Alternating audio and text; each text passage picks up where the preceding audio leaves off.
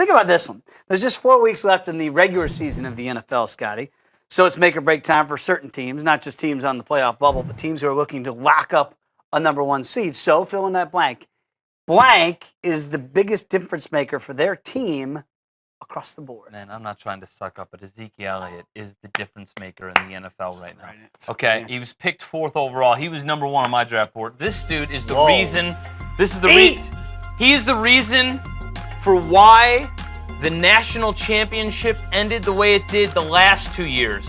In 14, 15, it was because of him, not Cardale Jones, who will always be, I think, the guy with the lore. Yeah, 12 games.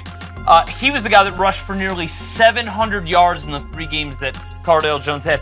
And the other one was because in Michigan State's game, they didn't give him the ball 10 times.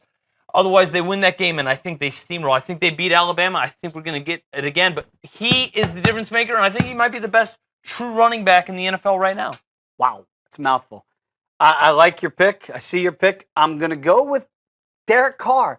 Not just because we used to have David Carr's brother on the show, but because Derek Carr has emerged. And be quite honest with you, Scotty, I didn't see this happening. I thought he'd be a good quarterback. And you can't judge him by what his brother did as the former number 1 pick overall. But I do recall when they drafted him with the first pick, I believe in the 2nd round, I said, wow, this is a steal. This feels like first-round talent. Right after Teddy Bridgewater. There you go. And no offense to Teddy Bridgewater. Derek Carr, to me, you make a strong case, Derek, for MVP of the league. I know Tom Brady's right there. Tom missed the first 4 games. Nothing we can do about that. I don't think he's going to win the MVP, Tom. Right, and I think this guy, you got to look at Derek Favre. Because Derek Carr reminds me of Brett Favre.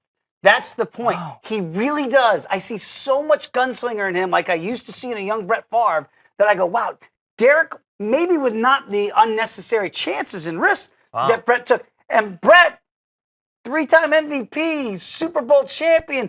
I mean, we're talking about a guy who is a Hall of Famer for a reason. I'm not saying that's where Derek Carr is going to go. But right now, when he's got the ball and they're behind in the 4th quarter, I go, yeah. So the Raiders are going to be must-see TV on the West Coast, primetime TV.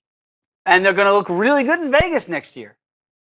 Sorry. Raider fans get mad at me when I say that. Like I'm moving the team and not Mark Davis. It's not like they didn't have 20 years to figure out the stadium fiasco.